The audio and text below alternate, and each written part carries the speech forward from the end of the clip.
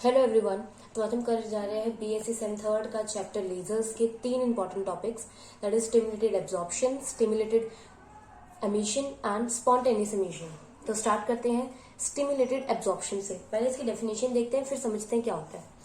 When an electron absorbs radiation of incident photon, it gets excited and jumps from lower energy level to higher energy level. क्या मतलब हुआ?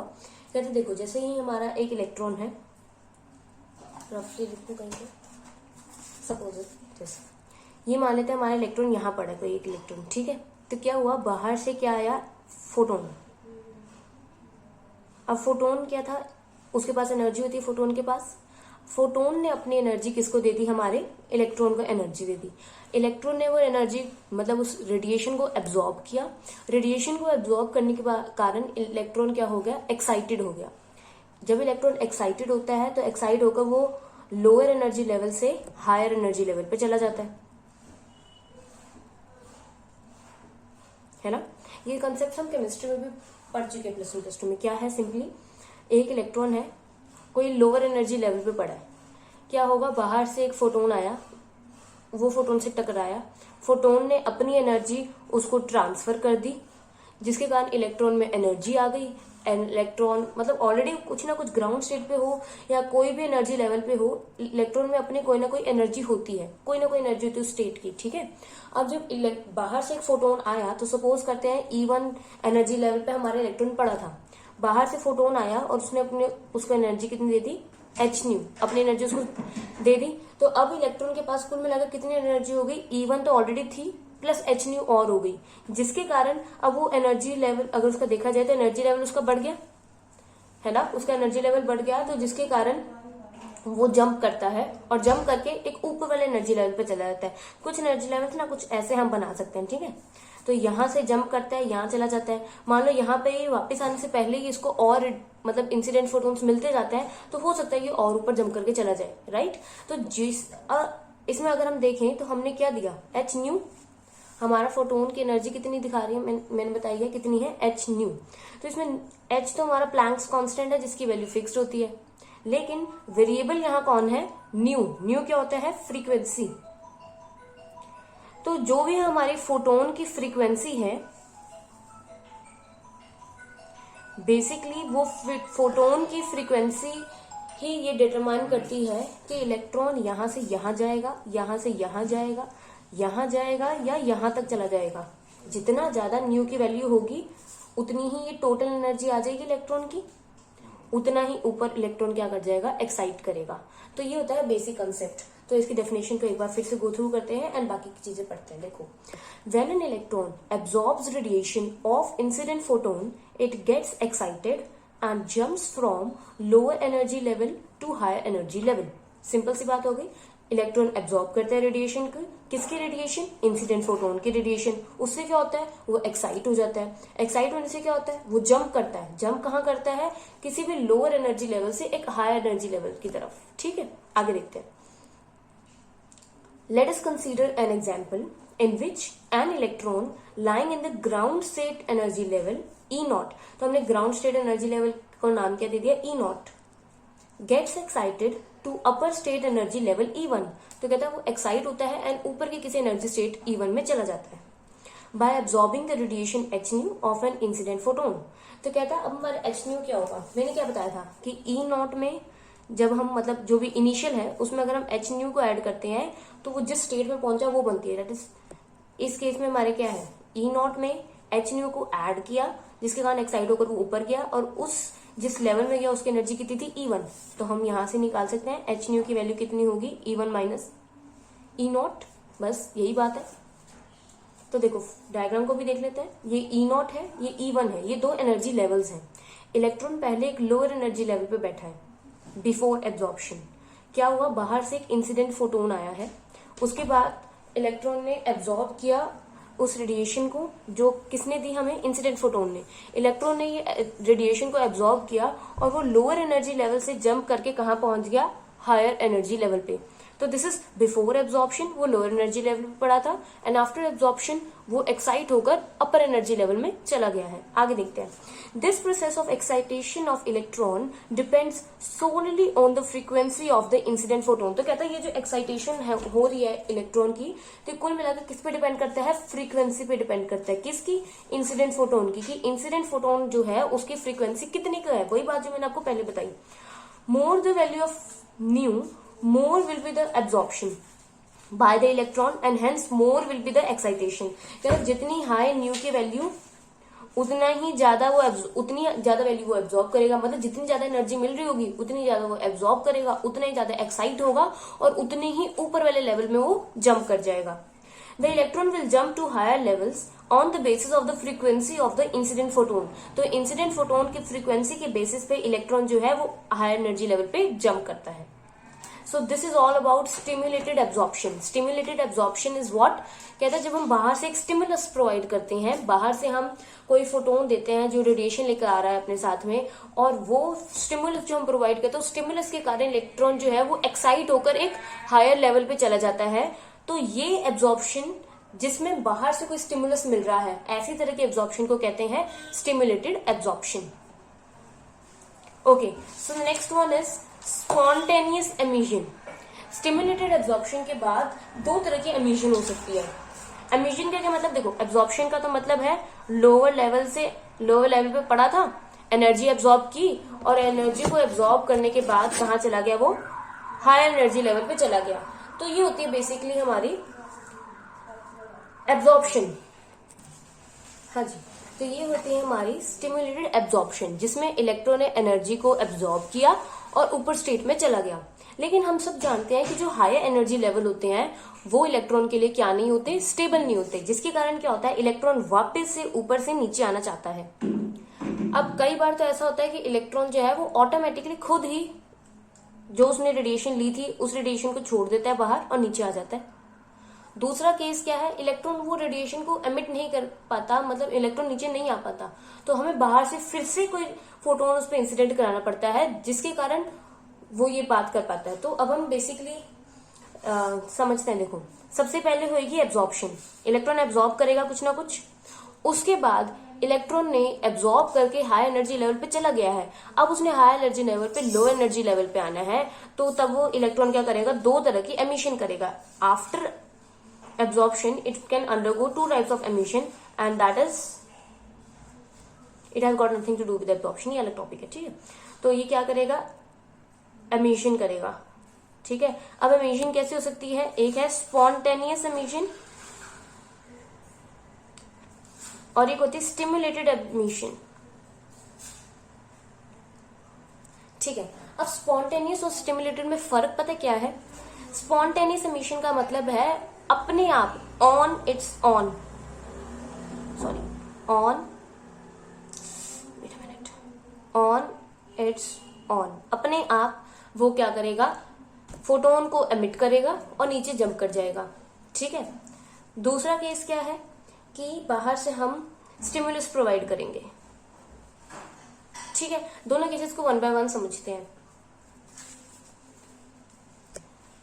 Spontaneous emission, पहले definition read करते हैं फिर ढंग से समझ लेते हैं।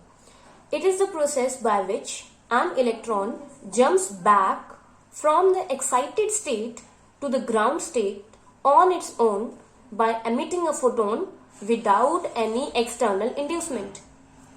धीरे धीरे पढ़ते हैं अब इसे। ये एक प्रोसेस है जिसमें एक इलेक्ट्रॉन जंप करता है from the excited state to the ground state on its own, अपने आप, एमिटिंग अ फोटोन, और एक फोटोन को बाहर छोड़ देता है without any external inducement. Without any external inducement का क्या मतलब? बाहर से हमने कोई फोटोन उसमें नहीं डाला, बाहर से हमने कोई उसमें स्टिमुलस प्रोवाइड नहीं किया, कोई रेडिएशन नहीं दी है, खुद उसने इलेक्ट्रॉन ने क्या किया? उस चीज को परे रखा और आ गया नीचे, मतलब बाहर इलेक्ट्रॉन रेडिएशन को एमिट किया और वो नीचे जंप कर जाता है। Simple, as simple as that, और कुछ नहीं है। अब देखो, this happen due to the fact that the excited state is not stable and hence the electron reverts back to the ground state in a time of about 10 raised to the power -8 seconds। होता क्या है? देखो, बाहर ये जो हमारी excited state है, ये जो एक्साइटेड स्टेट है, ये वाली एक्साइटेड स्टेट हमारे लिए बिल्कुल भी स्टेबल नहीं होती। तो इलेक्ट्रॉन क्या करता है, with in a time of 10⁻⁻8 second, जो बहुत ही छोटा सा टाइम है, उसके बाद इलेक्ट्रॉन अपने आप फोटोन को क्या करता है, एमिट करता है और नीचे जंप कर जाता है। फोटोन को लेकर ऊपर चढ़ा था, उस फोटोन को अगर छोड़ देगा तो वापस नीचे आ जाएगा। That's it. अब देखते हैं। This happened due to the fact that the excited state is not stable and hence the electron reverts back to the ground state in a time of about 10⁻⁻8 seconds. Now, the electron emits the photon of the same frequency with which it got excited, that is nu. कहता देखो, जब electron excite हुआ था उस time पे उसने h new का एक फोटोन लिया था, मतलब फोटोन की फ्रीक्वेंसी कितनी थी, न्यू। तो न्यू फ्रीक्वेंसी से वो एक्साइट हुआ था, तो जब वो वापस से लोअर एनर्जी लेवल पे आएगा तो कितनी फ्रीक्वेंसी को एमिट करेगा, न्यू फ्रीक्वेंसी वाले फोटोन को एमिट करेगा। ठीक है, मतलब बेसिकली न्यू फ्रीक्वेंसी से ऊपर चढ़ा था तो न्यू ही फ्रीक्वेंसी से वो नीचे आएगा। जस्ट लाइक दैट कि आप 5 स्टेप लेकर आगे चढ़े थे तो 5 स्टेप लेकर ही उस स्टेप पे वापस से पहुंच पाओगे। तो बस वही बात है।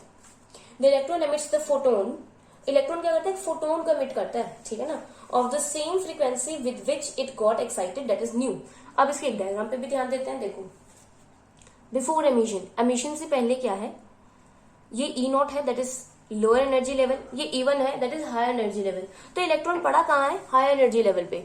हुआ क्या, एमिशन के बाद में इलेक्ट्रॉन यहां से यहां जंप कर जाता है, मतलब E1 से वापस से E0 में जंप करता है और बाहर क्या देता है, एक फोटोन को रिलीज करता है एंड इलेक्ट्रॉन जंप बैक कर जाता है। ठीक है, अब आगे देखते हैं। The photons given out in this kind of emission are in random direction unrelated to any external or internal condition in the matter or incident radiation। इसका क्या मतलब है, कहता है देखो, बेसिकली इस इलेक्ट्रॉन को जब हमने एक फोटोन दिया था, इलेक्ट्रॉन एक्साइड होकर ऊपर तो चला गया था, लेकिन जब इलेक्ट्रॉन नीचे आता है तो जरूरी नहीं है कि वो फोटोन को इसी डायरेक्शन में दे। हमने तो फोटोन इस डायरेक्शन में दिया था ना, हो सकता है वो इसी डायरेक्शन में वापस दे या कोई भी XYZ डायरेक्शन में वो फोटोन को रिलीज करे। मतलब रैंडमली डायरेक्टेड है, कोई भी उसकी फिक्स डायरेक्शंस नहीं है, कोई भी रैंडम डायरेक्शन में वो दे सकता है फोटोन को वापस। मतलब इलेक्ट्रॉन ने फोटोन को एक्सेप्ट किया, एब्जॉर्ब किया उसके रेडिएशन को, एक्साइट हो गया, लेकिन जब वापस आएगा तो वो बस उसने उस फोटोन को क्या करना है, छोड़ देना है। अब वो जहां मर्जी जिस मर्जी डायरेक्शन में उसको छोड़ सकता है। ठीक है, और बाहर से आके जो मर्जी कर लो, इसने रैंडम डायरेक्शन में ही इसको फेंकना है। ऐसा नहीं है कि आप यहाँ पे कोई स्लिट लगा दो कि ये एक ही डायरेक्शन में जाए, ऐसा हम नहीं कर सकते इसमें। ठीक है, it's out of our control. The photons given out in this kind of emission are in random direction unrelated to any internal और external condition in the matter, कि उस मैटर के अंदर जो भी इंटरनल या एक्सटर्नल कंडीशन है उसका कोई बेसिस ही नहीं है, कहीं किसी भी डायरेक्शन में छोड़ देगा। हीलियम का इलेक्ट्रॉन है, चाहे फिर ये इलेक्ट्रॉन नियॉन का है, चाहे सोडियम का है, जिस मर्जी से आप एक इलेक्ट्रॉन उठा के ले आओ, it will behave in a random direction only. और अगर आप 10 एक्सपेरिमेंट करोगे तो 10 अलग बार अलग अलग डायरेक्शन में वो फोटोन को छोड़ देगा। और इंसिडेंट रेडिएशन। अब आते हैं what are the characteristics of spontaneous emission. कि हम स्पॉन्टेनियस एमिशन पढ़ तो रहे हैं, लेकिन उसकी कैरेक्टरिस्टिक्स क्या है। तो देखो, the light resulting from this emission is not monochromatic. So yes, the light resulting from this emission is not monochromatic। कहते हैं कि जो लाइट इस एमिशन से निकलेगी ना, वो मोनोक्रोमेटिक नहीं होगी। मोनोक्रोमेटिक कौन सी लाइट होती है, जो सिंगल वेवलेंथ की होती है। तो कहते हैं यार, जिससे जो लाइट ये निकल के आएगी ना इस एमिशन के कारण, क्योंकि देखो जब इलेक्ट्रॉन ऊपर वाले लेवल से नीचे वाले लेवल पे आता है, वो क्या एमिट करता है, फोटोन। और फोटोन क्या होते हैं, फोटोन क्या होते हैं, देखो जो लाइट होती है ना वो स्मॉल पैकेट्स के रूप में प्रेजेंट होती है, और वो जो छोटे छोटे पैकेट्स होते हैं उन्हें हम कहते हैं फोटोन्स। ठीक है, ये एकदम लेमन लैंग्वेज में कहूँ तो लाइट छोटे छोटे पैकेट में ट्रेवल करती है, एक छोटे से पैकेट को हम फोटोन कहते हैं। वैसे बेसिकली हर चीज छोटे छोटे पैकेट्स में डिवाइड हम किए जा सकते हैं, जिसे हम क्वांटम कहते हैं। ये गलत हो। So yes, the light resulting from this emission is not monochromatic. Monochromatic light वो होती है जिसकी वेवलेंथ सेम हो, मतलब सेम वेवलेंथ की लाइट होती है। लेकिन कहता है क्योंकि ये सारी रैंडमली डायरेक्टेड होती हैं फोटोन्स, तो ये सिंगल हमें वेवलेंथ नहीं देती। अगर हमें ये सिंगल वेवलेंथ नहीं देगी तो लाइट क्या नहीं होगी, मोनोक्रोमेटिक नहीं होगी। मोनोक्रोमेटिक का मतलब होता है डायरेक्ट एक बारीक सी, जब हम इसको अगर हम एक्सपेरिमेंटली देखें तो एकदम बारीक सी एक डायरेक्ट लाइट आती है। लेकिन जब हम इसके अकॉर्डिंग देखेंगे तो ये डिस्पर्स्ड लाइट होगी, बहुत बड़ा सा ऐसे एरिया कवर किया होगा, सिंगल एक वेवलेंथ के लिए नहीं होगी, ये कुछ कह लो रेंज ऑफ वेवलेंथ को ये दिखाएगा। ठीक है, देखो अभी हम पढ़ रहे हैं लेजर्स, और उसमें हम ये इमेजिन क्यों पढ़ रहे हैं, सोच रहे होंगे आप। देखो क्यों, जब इसने इलेक्ट्रॉन ने फोटोन को एक्सेप्ट किया और ये एक्साइटेड हो गया, एक्साइटेड स्टेट में गया, फिर एक्साइटेड स्टेट से नीचे आता है, तो क्या एमिट करता है, ये एक फोटोन देता है ना वापस, ये फोटोन देता है। फोटोन क्या होता है, फोटोन क्या है, बेसिकली लाइट छोटे छोटे पैकेट्स में ट्रेवल करती है। ठीक है, तो उन एक छोटे से पैकेट को हम फोटोन कहते हैं। तो ये एकदम लेमन लैंग्वेज में मैंने आपको बताया, ठीक है ना। तो वो जो एक फोटोन है जो ये एमिट करती है, तो वो फोटोन किसी ना किसी लाइट क्या होगा, मतलब किसी ना किसी वेवलेंथ का रहा होगा, क्योंकि उसका एक फ्रीक्वेंसी भी है ना, तो किसी ना किसी वेवलेंथ का रहा होगा, जिसके कारण क्या होगा, वो एक लाइट एमिट करेगा। मतलब जब इलेक्ट्रॉन ऊपर से नीचे आते हैं तो फोटोन एमिट करने का क्या मतलब है कि वो लाइट एमिट करेगा। तो हाँ जी, फोटोन नीचे आता है और लाइट को एमिट करता है। तो लेकिन कहता जो ये हमारे स्पॉन्टेनियस इमिशन में जो ये लाइट एमिट होती है ना, वो मोनोक्रोमेटिक नहीं होती। सेकेंड पॉइंट देखते हैं, as different atoms in the source emit photon in different direction, light spread in all direction around the source, the light goes on decreasing rapidly with the distance from the source। ये तो देखो इससे क्या है कि यार ये source है, सोर्स में अलग अलग एटम्स ने अलग अलग तरह लाइट को डिस्पर्स कर दिया। तो कहता है जब हम लाइट के सोर्स से दूर जाते जाएंगे ना, तो लाइट वैसे ही धीरे धीरे और कम और कम और कम होती जाएगी। ठीक है, ये सिंपल सी एकदम बेसिक सी बात होगी। आगे देखते हैं, the instant of transition, direction of propagation, the initial phase and the plane of polarization of each photon are all random। ये तो फोटोन में सब कुछ ही रैंडम है। ठीक है, ट्रांजिशन का इंस्टेंट, जब वो ट्रांजिशन होता है उसके उस टाइम का वो पॉइंट जहाँ वो इंस्टेंट होता है, मतलब ट्रांजिशन होती है उसमें, वो भी डिफरेंट होगा। डायरेक्शन ऑफ प्रोपोगेशन अलग होगी। डायरेक्शन ऑफ प्रोपोगेशन का क्या मतलब, कोई इस डायरेक्शन में जा रहा होगा, कोई इस डायरेक्शन में जा रहा होगा, कोई इधर जा रहा होगा, राइट। द इनिशियल फेज, की उनका इनिशियल फेज क्या था, क्या रहा, and the plane of polarization, और कहता है उनकी जो किस प्लेन में मूव कर रहे हैं, एक्स वाई में, वाई जेड में, जेड एक्स में, किस में चल रहे हैं। कहता है सब कुछ एकदम रैंडमली ओरिएंटेड होगा, किसी भी डायरेक्शन में, किसी भी फेज में, किसी भी प्लेन में वो पड़े हो सकते हैं। Light emitted through this process is incoherent as it results from a superposition of wave train of random phases. कहते हैं सुपरपोजिशन का तब तक हम पढ़ ही चुके हैं, ठीक है, ऑप्टिक्स में। तो कहते हैं जब सुपरपोजिशन होती है, तो कहते हैं यहाँ पे जो सुपरपोजिशन हो रही है, बेसिकली ये जो सुपरपोजिशन है, कहते हैं ये एकदम रैंडमली डायरेक्टेड या रैंडम फेजेस की सुपरपोजिशन है, जिसके कारण अब जो लाइट हमें जिस प्रोसेस में मिलेगी, जो भी लाइट हमें इस प्रोसेस में मिलेगी, वो क्या होगी, इनकोहेरेंट होगी वो लाइट। ठीक है, the net intensity is proportional to the number of radiating atoms. और कहते हैं जो टोटल इंटेंसिटी निकल के आएगी ना उस लाइट की, वो बेसिकली डिपेंड करती है कि कितने नंबर ऑफ एटम है। ठीक है, और हर एक एटम की कितने का इंटेंसिटी है। तो number of atom multiplied by intensity of one is equals to I total. I total मतलब टोटल कितनी होगी, एक कितनी देता है, मल्टीप्लाइड में कितनी है। ठीक है, अच्छा अब इसकी एक डायग्राम देखो, डायग्राम में जरा सा मैंने चेंज किया है। क्या है, देखो बिफोर एमिशन इलेक्ट्रॉन्स पड़े हैं एक हाई एनर्जी लेवल में, आफ्टर एमिशन इलेक्ट्रॉन नीचे आते हैं और रैंडम डायरेक्शन में फोटोन्स को एमिट कर देते हैं। ठीक है, so this is even more clarified, so you can make both the diagrams if you want to. अब लास्ट टॉपिक बचा है आज की वीडियो का, वो है स्टिम्युलेटेड एमिशन। स्टिम्युलेटेड का क्या मतलब, बाहर से फिर से हम क्या देने वाले हैं, स्टिमुलस देने वाले हैं। मतलब बाहर से वापस से एक फोटोन आएगा, वो इलेक्ट्रॉन के पास आएगा, वापस से एक फोटोन हम बाहर से खुद देंगे और फिर हमारे पास उससे हम क्या कराएंगे, एमिशन कराएंगे। डेफिनेशन देख लेते हैं। It is the process by which an electron reverts back to the ground state from the high energy state by absorption of a photon. क्या मतलब हुआ, कहता है ये एक प्रोसेस है जिसमें इलेक्ट्रॉन जो है वो वापस आता है to the ground state from the higher state by absorption of a photon. कैसे आता है, एक फोटोन को एब्जॉर्ब करता है और उसके बाद आता है। The photon emitted goes parallel to the incident photon. देखो एक तो इंसिडेंट फोटोन है जो इस डायरेक्शन में है, तो इसी डायरेक्शन में आगे आगे ऐसे चला जाएगा। ठीक है, और जो फोटोन हमने एमिट किया है, तो कहता है वो फोटोन भी इसके पैरेलल डायरेक्शन में जाएगा। मतलब अगर हमारा इंसिडेंट फोटोन इस पाथ पे मूव करा था ना, तो हमारा अब जो फोटोन आया वो भी इसी पाथ को फॉलो करेगा, मतलब parallel to the incident photon move करने वाला है वो। Okay, both of the photons are in phase to one another. तो दोनों इन फेज होंगे, मतलब एक ही फेज में जा रहे होंगे। हैविंग सेम फ्रीक्वेंसी, या तो उनकी फ्रीक्वेंसी भी सेम होगी। As well as state of polarization. और कहते हैं पोलराइजेशन की स्टेट भी सेम होगी। क्या मतलब कि डायरेक्शन भी, देखो हमें डायरेक्शन चाहिए थी कि पहले वाले क्या थे, रैंडमली डायरेक्टेड, और इस वाले की हमें डायरेक्शन भी मिल गई। फिर इसके बाद थे कि जो हमारा पहले वाला था उसके अंदर हमारे जो फोटोन है वो ऐसे रैंडम डायरेक्शन में जाते थे, तो नॉट इन फेज थे, लेकिन अब हमारे इन फेज भी है। उनकी सबकी फ्रीक्वेंसी भी शायद अलग अलग हो जाती, लेकिन यहाँ पे फ्रीक्वेंसी दोनों की, मतलब जो आया और जो हमने दिया, दोनों की फ्रीक्वेंसी भी सेम है, स्टेट ऑफ पोलराइजेशन भी। ठीक है, the two photons are said to be coherent. तो कहता है इस केस में ये दो फोटोन कैसे होंगे, एक दूसरे से कोहेरेंट होंगे।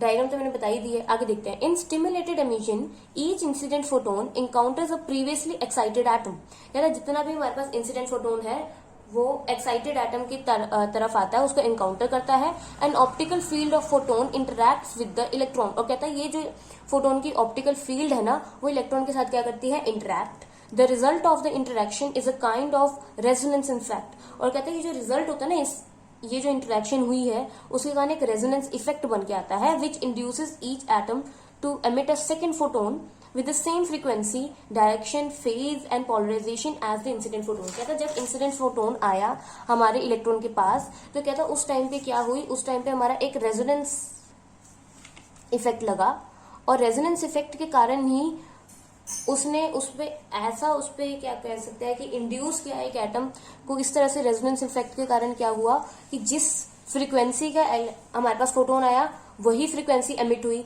जिस डायरेक्शन में आया उसी डायरेक्शन में वो गया। ये सब कुछ किसके बेसिस पे हुआ, रेजोनेंस इफेक्ट के बेसिस पे हुआ। इसके बाद हमारे पास कैरेक्टरिस्टिक्स हैं स्टिमुलेटेड एमिशन के। Characteristics of stimulated emission. Number 1, the process of stimulated emission is controllable from outside.